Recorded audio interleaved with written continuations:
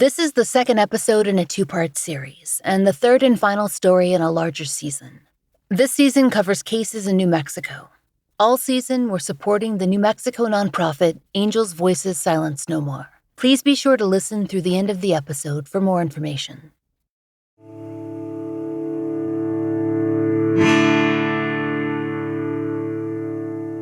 This is The Fall Line.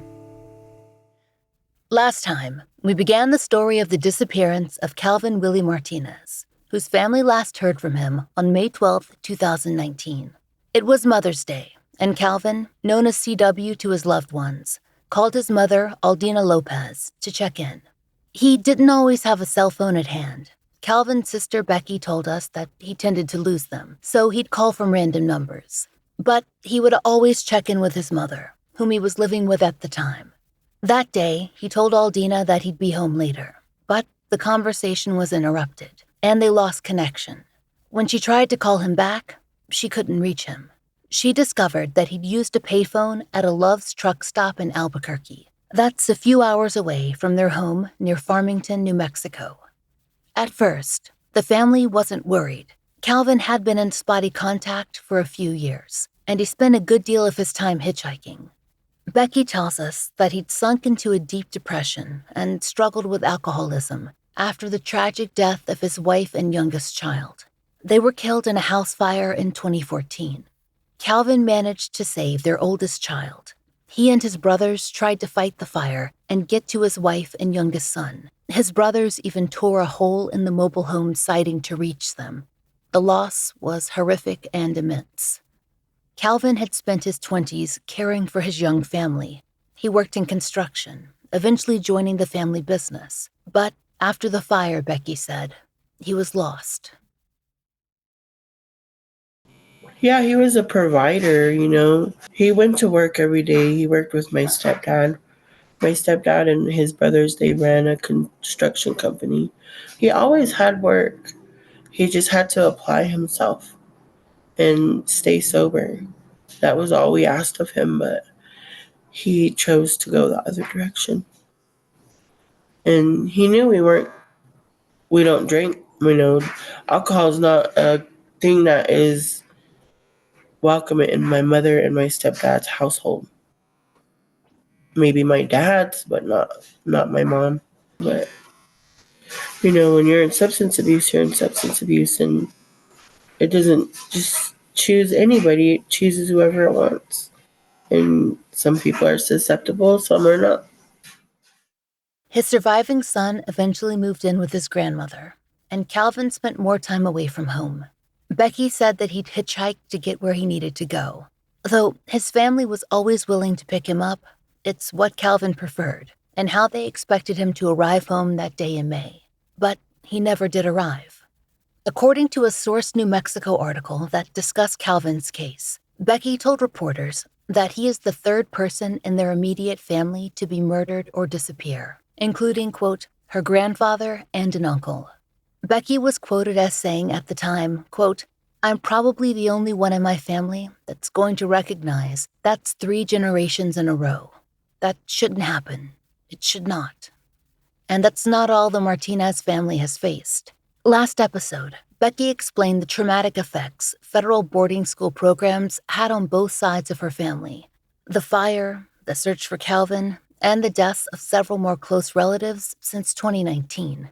Their large family, made up of siblings from first and second marriages on both sides, has suffered many kinds of loss.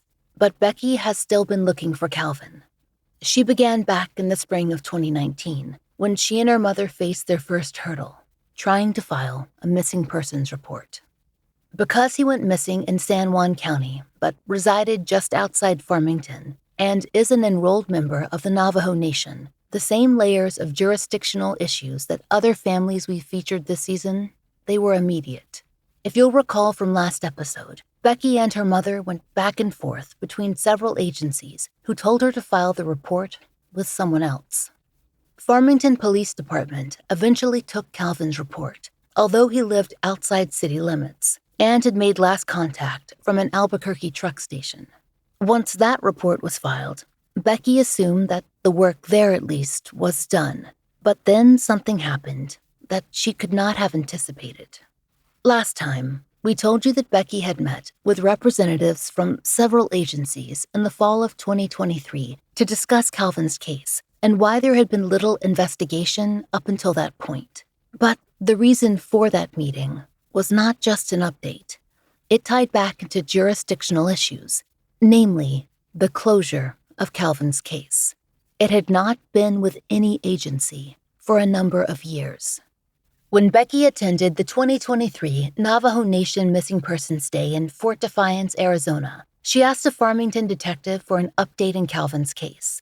He looked into it for her, and he found out that his missing persons case had been sent over to Albuquerque Police Department, and thus closed in Farmington. But the case was never actually opened with APD. Once the detective found this out, he called a multi-agency meeting that day at the missing persons event. Here's how the case closure, and then the non-reopening, seems to have occurred. According to the report that we received, Farmington investigated Calvin's case from May of 2019 until January of 2020, and that's when Farmington's initial investigation ends. In January of 2020, the case file was closed on their side. That's because, after speaking with the Albuquerque Police Department, the report states that the FPD detective was told that Calvin's case should have been with APD. That's because he last made contact in Albuquerque. Thus, the case file was sent to the Albuquerque police. But, apparently, that missing persons case was not opened with APD. When that was determined, that multi-agency meeting we mentioned was held at the Fort Defiance event location to find out what had happened and to make sure that information on Calvin was in all the systems. The tape that we played you in the last episode is from that meeting. While checking into the information that Becky gave him, the detective got in touch with APD for assistance into researching Calvin's case. Per the police report, the APD detective who was assisting in the research, quote, stated APD will assist other agencies with missing persons cases. However, the law enforcement agency of where the missing person resides maintains the lead investigation, end quote.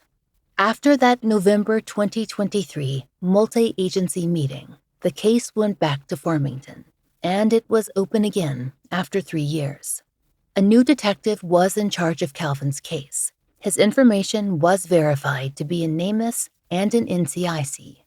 But it was a huge concern that for years there was no agency actively investigating his missing persons case.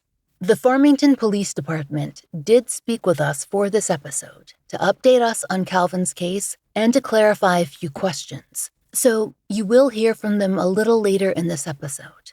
There are a few new leads that could be useful beyond the Love's truck stop, and we need to discuss them. First, though, we've got to go back to when Calvin first disappeared. None of Calvin's close friends or family knew why or where he might be, but eventually, Becky was able to ascertain that he'd gone to a gathering in Albuquerque and that he'd left that party after some kind of conflict with one or more people present. She discussed that with law enforcement during her fall 2023 meeting. When they talk about a phone, you'll recall that we told you that Calvin often lost his cell phones. And what's unclear to us is whether the phone in question was actually Calvin's. More on that in a minute.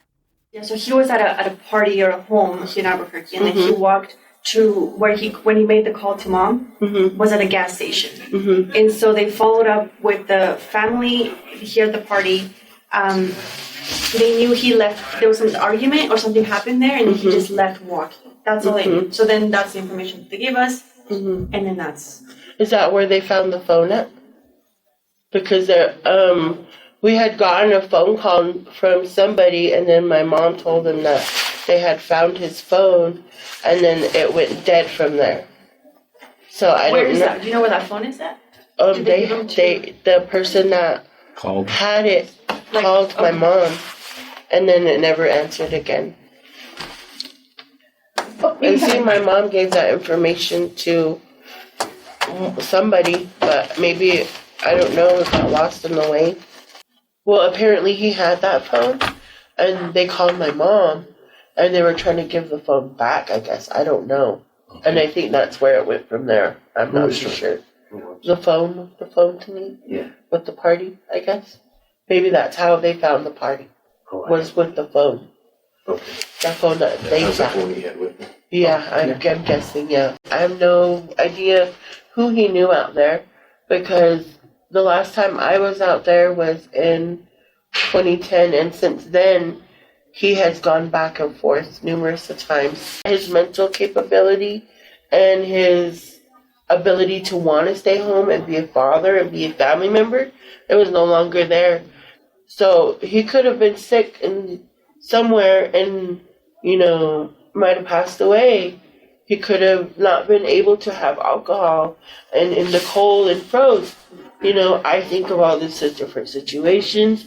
He might have been at that party that you guys are talking about, which I had no idea. And he walked to the truck stop, and maybe he got stolen from the truck stop. I don't know. All these things go through my head, and I'm sure they go through you guys' head too, because you're trying to figure out where the person went. And I think it was your mom who said that. Yeah. We come down here for a family celebration. Then we went out to that house out there, and they said he got in a fight with somebody else, and decided he was going to walk home. Yeah, he's used to doing that, walking off. Yeah. He'll walk off to not have confrontation. Yeah. We don't know what that potential conflict might have been about, just that it seems to have occurred before he left for the Love's truck stop, where he called his mother. The phone detail is frustrating because there's so little to go on there. And when we spoke to FPD, they had not received any further information.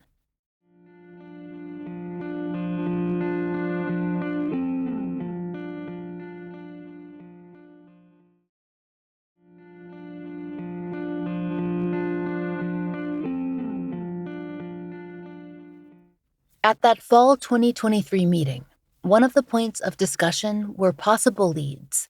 In the next clip, you'll hear multiple agents discussing that with Becky. Did you receive any information after he was listed as missing that he'd seen anywhere? Or anything that would show that he was alive? People had said that he had possibly been at the northern edge that week. Anywhere?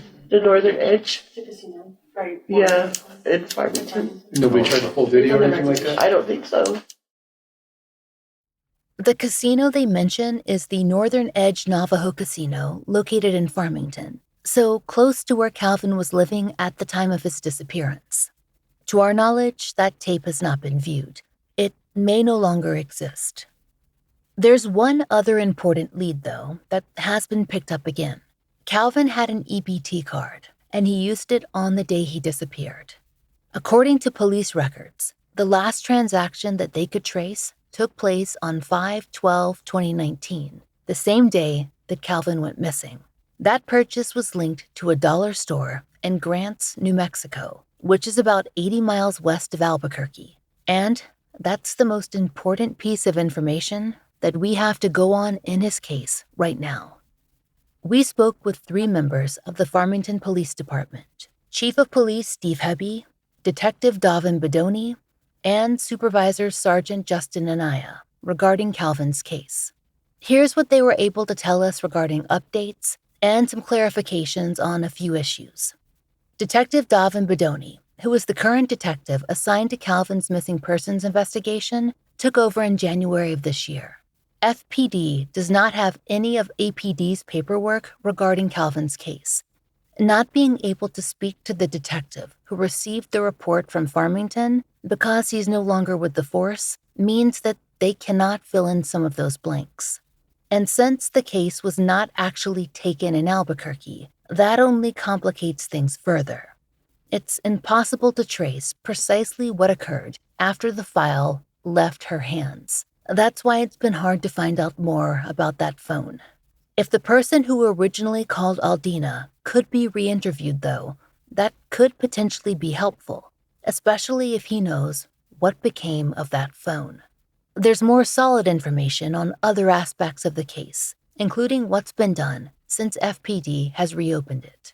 Detective Bedoni told us that one new item has been to submit Calvin's photo to a facial recognition program that will help Farmington PD determine if he's been booked anywhere.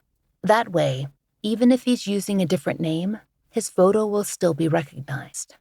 The detective also verified that DNA is on file with Nemus, and he's also the detective who was able to sort out the information regarding the precise use of Calvin's EBT card in Grants, New Mexico. Though previous detectives had filed for that information, the output that they received back from the EBT office, it was not clear. So that purchase that seemed to be at a dollar store, that is the latest purchase you were able to find on that EBT card. Yes, such information was provided to me by Albuquerque Police. I worked with their missing persons unit, and they have an inside person that's able to look at that information and provide it to us. Previously, Detective Heather Chavez was a missing person detective here about 3 years ago. And she did a search warrant to try to obtain the same records.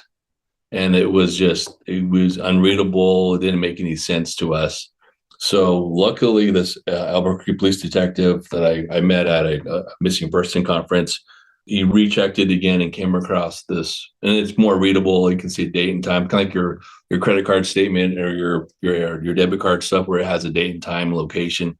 That's what he provided me, and that was something that I shared with the family, that he was most likely in Grants on May 12th. And it was the same time that he called his mom, I believe, from Albuquerque at some party that they had there. That EBT card was deactivated, and I think it was a month later. And I believe I wrote in my report like in August, I believe, August 31st of 2019. So that lead is kind of done, but that was the last transaction. And so May 12th to August 19th, there was no transactions. And that's something the state would have done. Yes. Yeah. Okay. Yes. And that's the hard part is getting cooperation from the state, because that's a state entity. I think I would request that somebody mandate at least that they participate and help us out, because that's a big lead, especially with somebody that's homeless, that doesn't have resources. Yeah. That would probably help us a lot sooner back then, actually, as opposed to now. So that definitely is a challenge for us in this case, is the multi-jurisdictional nature of it. You know, it's one thing for us, and Detective Bodoni works a bunch of those cases when they're missing persons from Farmington, and we know that their last whereabouts were here. You know, we're on the ground. It's easier for us to do the follow-up faster. According to Farmington PD, they believe that the purchase in Grants was made after Calvin called his mother from that truck stop in Albuquerque. Chief Hebby gave us a more precise description of where those three locations, Farmington, Albuquerque, and Grants, are in relation to one another. Farmington's in the northwest corner. We're up near the border of the Navajo Nation and about 45 minutes south of the Colorado border. So we're way in the extreme northwest part of the state. Albuquerque was where he was last seen, which is about 3 hours away from us in sort of a southeasterly fashion. And then Grants is kind of right on I-40, which goes straight across New Mexico, and it's to the west. So that it'd be sort of a triangle, but they're going to be at least 3 hours away from us still on I-40, and they'll be to the west of Albuquerque. So he was in Albuquerque, obviously. His card appears again in Grants at some point later, probably an hour and a half west of Albuquerque. We know that Calvin regularly hitchhiked, so this both does and does not narrow down his location. We can trace his movements for at least a few hours in terms of people to speak to, like witnesses at the truck stop and at that dollar store in Grants. But after that, the highway in Grants could have taken him just about anywhere. Previously, we mentioned that Calvin's mother received a strange phone call regarding possible activity on Calvin's health services account. That's something that Farmington PD has been trying to look into, but they have run into roadblocks, this time not investigatory, but administrative. They've been able to access his medical records, but HIPAA is creating issues regarding checking into possible insurance activity. Becky and her mother have been left wondering whether it was a scam call or something that could actually be a clue in Calvin's movements. Here's what Chief Hebby had to say. It's tough because even if it was anything medical related, everybody just goes to the HIPAA thing and it just complicates everything. So, and obtaining and getting records in New Mexico, we have to get a search warrant. We have to prove a crime occurred before we get a search warrant. So I don't know how we got one for the first time for the records, and they gave us a bunch of stuff that didn't make sense. I still trying to figure out how to get the state to comply with us. And I think like anything to do with Medicaid, Medicare, EBT, they should be open to helping us with our missing persons cases. I think that would be the best benefit. We don't have that now. I made a broad request recently to the state, requesting on all my cases that I have open, and I did an input request as well. They kind of declined it, and then they kind of told me to contact them on an individual basis. But it's hard to get a hold of somebody like a point of contact to share information with. So they want like a subpoena, they want other stuff, which just makes it difficult. So I just wish there was more cooperation with interstate agencies. Yeah. That's some of what I was telling you. Just in general, the complexity of the case is made worse by the multi-jurisdictional nature of it. Those answers are never satisfying to families, or frankly, even to us, because those become bureaucratic issues, right? We don't want to see hamstringing our ability to do investigations. On the other hand, there's reasons that there's warrants and things like that, and that's kind of to hamstring law enforcement, right? They want us to show probable cause before we can get stuff on private citizens. So we're trying to maneuver that, not just in this case, but with all missing person cases. Because like Davin said, underlying it isn't a crime, right? The person hasn't done any criminal event, but from our perspective, we're trying to find them. We also discussed the possibility of a reward for Calvin's case and any awareness campaigns that could draw attention to bring in tips and leads. For context, we'd been discussing all the different kinds of awareness campaigns that I've seen in various areas, from digital billboards and yard signs to geolocated ads, and the gas station ads that NCMEC runs, like in the case of Raymond Green. Chief Hebby said that they've already been considering digital billboards, but that he'd also meet with his department to consider some of the other campaign ideas that we talked about. As for a possible reward, he had this to say. It's a little different for us up here. We don't have an active, vibrant Crime Stoppers program right now in the Four Corners area, but it's something that we could look to participate with other agencies. Even sitting here talking, we're kicking around different ideas, and we could do, sort of a digital billboard, which we have here in Farmington. We could come up with something to publicize it greater. I'm not sure Crime Stoppers in our area is the answer, but there will be an answer. Maybe it's Crime Stoppers down in Albuquerque. I'm not quite sure. So at this point, how can the public, and I mean both in New Mexico and everywhere else, be most helpful in aiding you in Calvin's case? Outside of just sharing a flyer, is there particular information that you were looking for that would be helpful for us to focus on?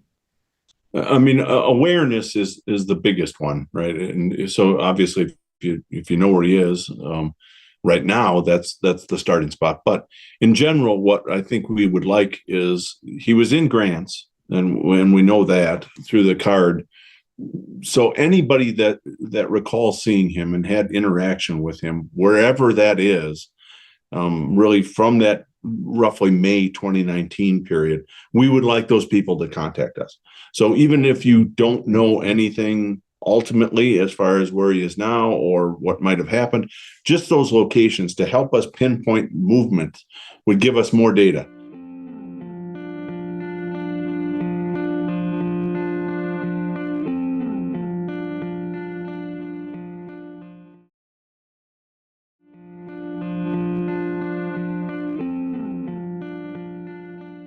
Awareness is key in everything. We use that word all the time, on this show and in true crime. But it's not a passive thing. It comes down to paying attention, not just to your surroundings, but to the people who are asking for attention, for their loved ones, and from the people important enough to attract the media, and those powerful enough to make the wheels turn. Becky says that it's been an ongoing struggle for her organizing groups. She's been working with numerous people since 2019, including the state task force, but it can be difficult to consistently get town and city officials with legislative powers to attend events. When they show up, the media does too, and then the faces of families and the missing and murdered make the local and the national news. Every kind of media reaches a different audience: newspapers, podcasts, even TikToks. MMIP stories, they need to be everywhere. But Becky says she doesn't just need these government officials to show up. She needs them to participate, not just to speak, but to listen too. In the city, when we hold events for the missing and the murdered, you don't see the mayor, you don't see city council members, you don't see them coming out to support us. No. If anything, they're gonna go there for the pictures and they're gonna be gone as soon as the pictures are done.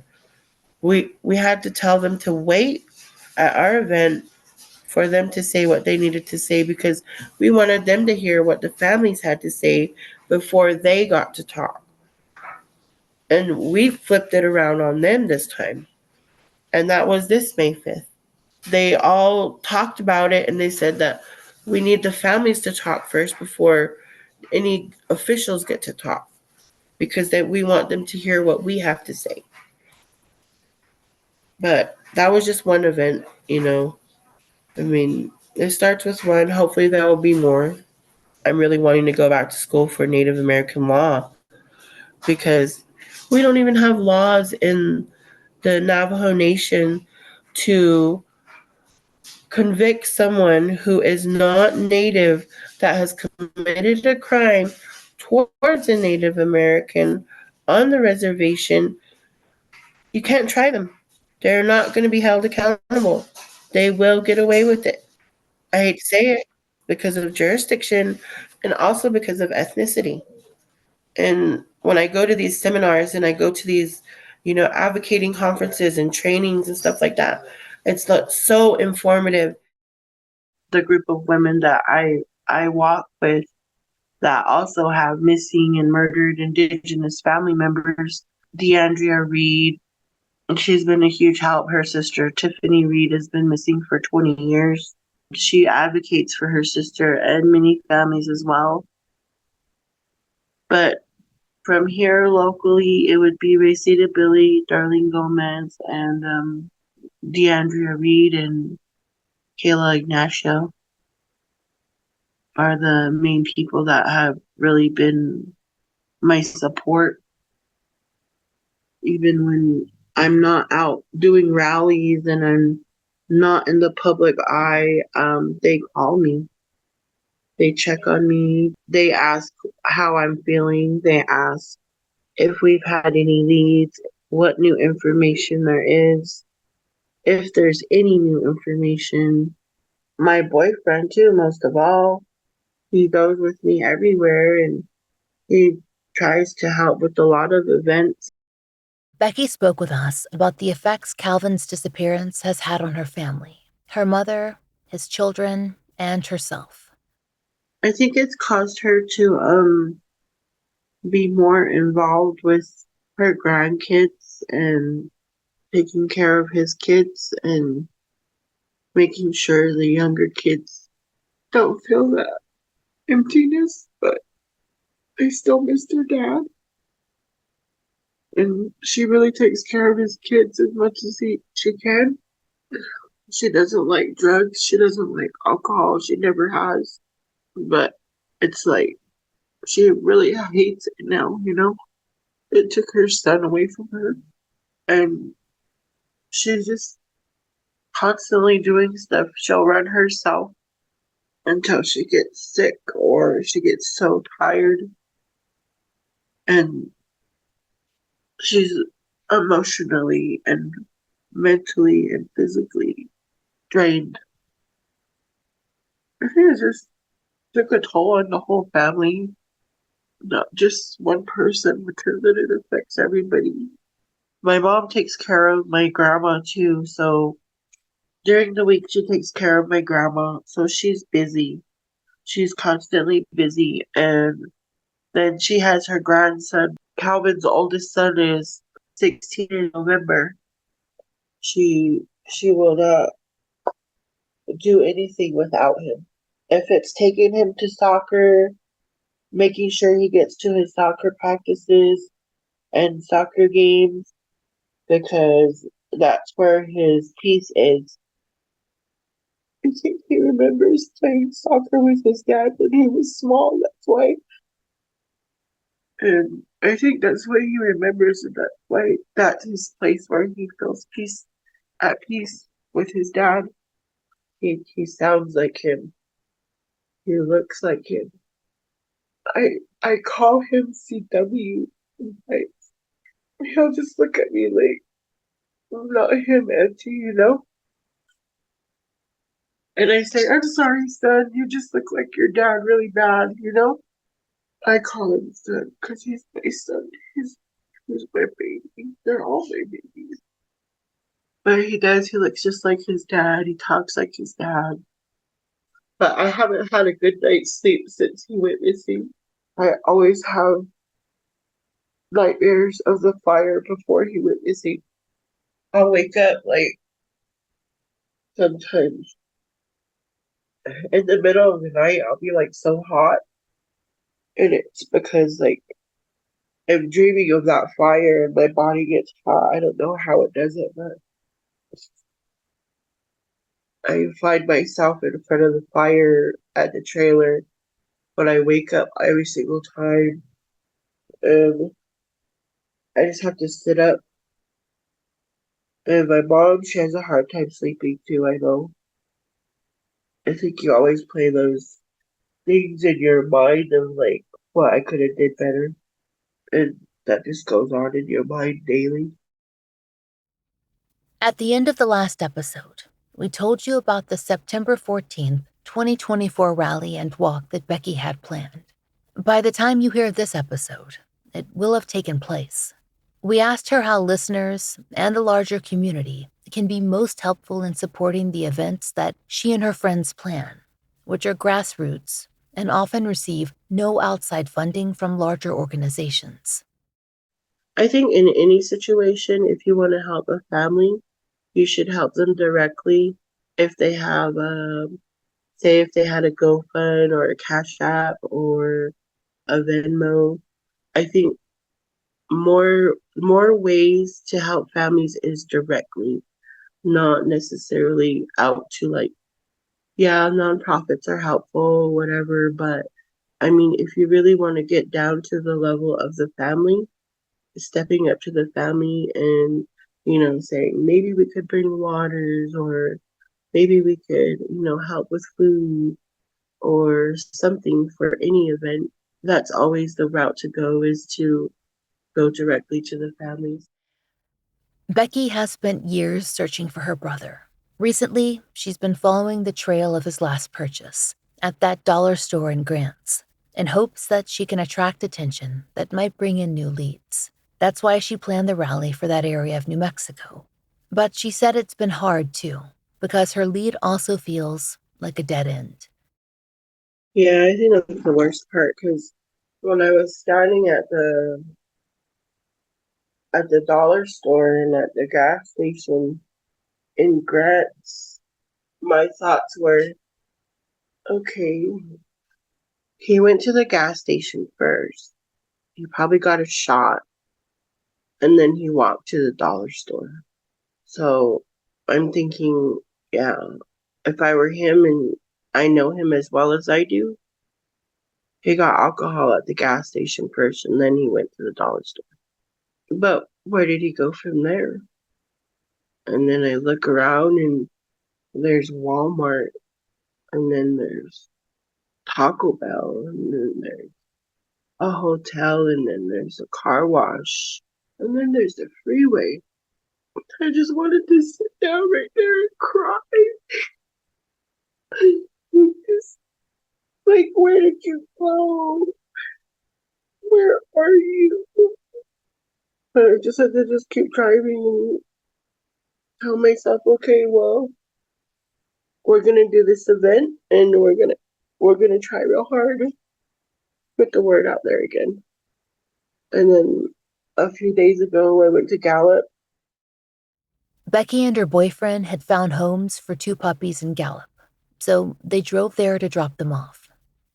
And then as we were leaving Gallup, we went onto the streets where the homeless were, and we're sitting under the trees and stuff, and we handed out flyers to them, telling them that we were still looking for my brother, and I told them, you guys need to go home. Somebody loves you, and there's people go missing every day, and people get murdered every day.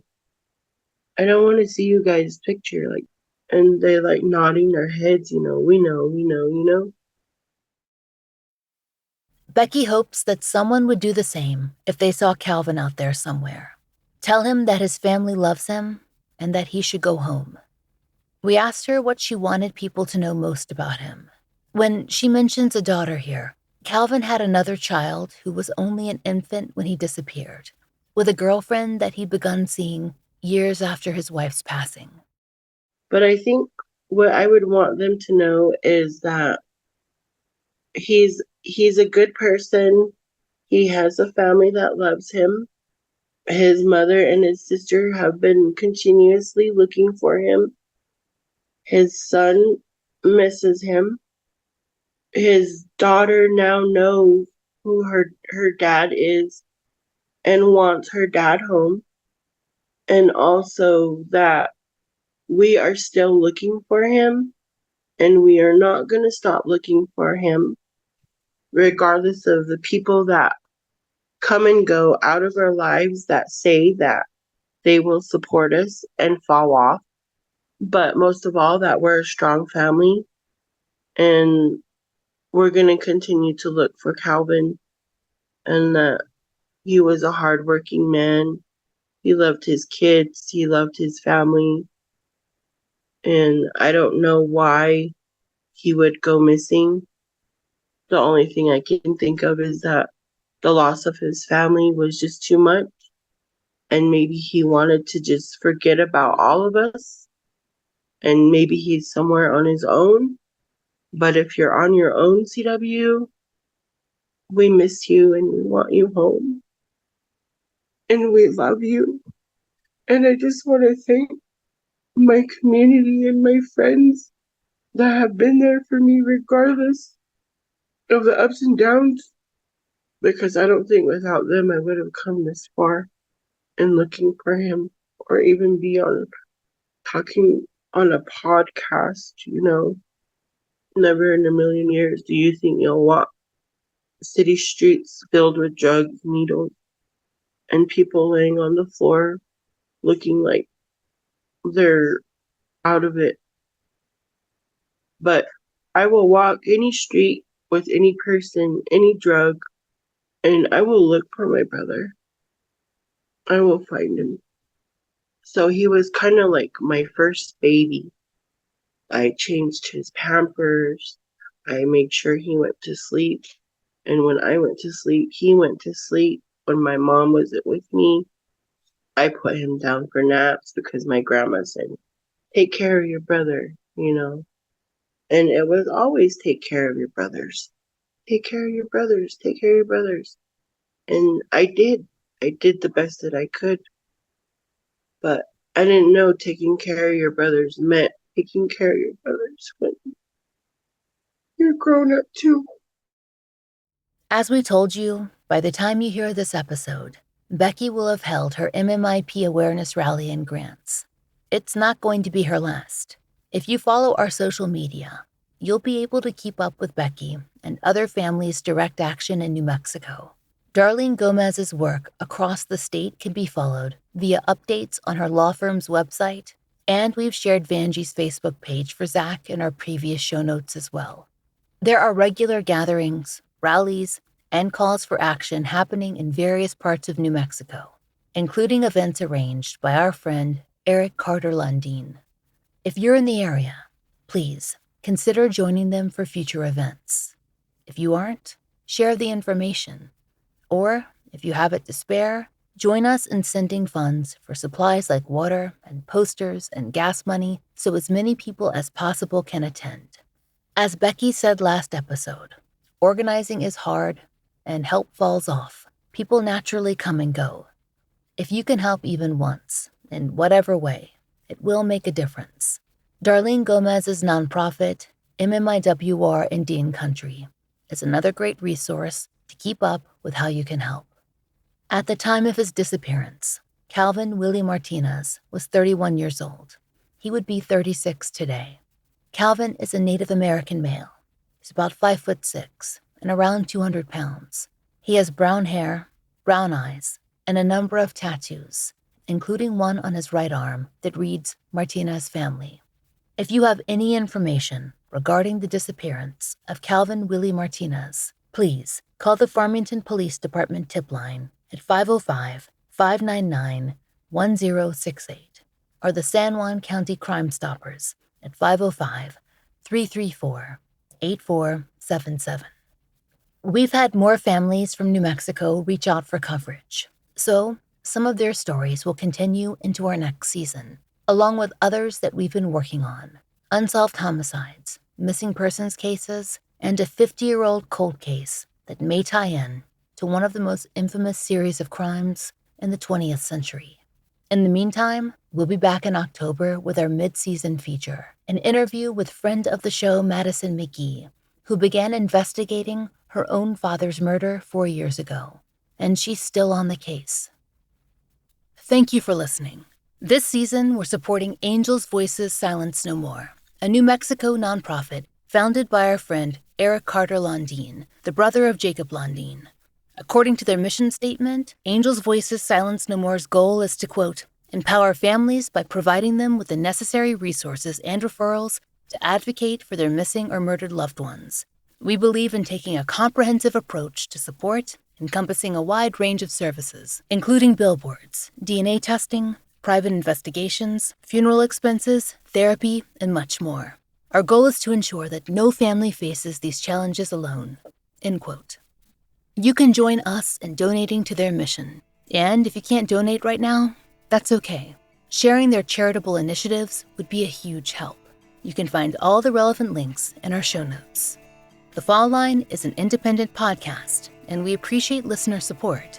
It allows us to do research, obtain FOIA to pay our content advisors, and support and donate to the causes we care about. If you try out the products we advertise, please use our sponsor codes. It really helps. And please take a moment to rate and review our show in your podcast app of choice. My book, Lay Them to Rest, which covers years of my life working on a Jane Doe case in the world of forensic scientists who resolve unidentified persons cases, is out everywhere as hardcover, ebook, and audiobook, read by me. You can order it anywhere you get books and through your local library. Find out more in the link in our show notes. If you'd like to support the show and the stories we cover, join us on Patreon or Apple Premium. 100% of our Patreon and Apple Premium earnings are supporting our Family Therapy Fund and actively paying for therapy for families who've appeared on the show. On Patreon, you can get early release, ad-free versions of our regular episodes for $5 a month. If you prefer Apple Premium, you can subscribe there as well. On Patreon, we also post occasional giveaways, updates, and blogs, which all patrons can enjoy, starting at just $1. The Fall Line is written, hosted, and researched by Laura Norton. Interviews by Brooke Hargrove. Produced, engineered, and scored by Maura Curry. Content advisement by Vic Kennedy. And, as always, our most special thanks to Liz Lipka.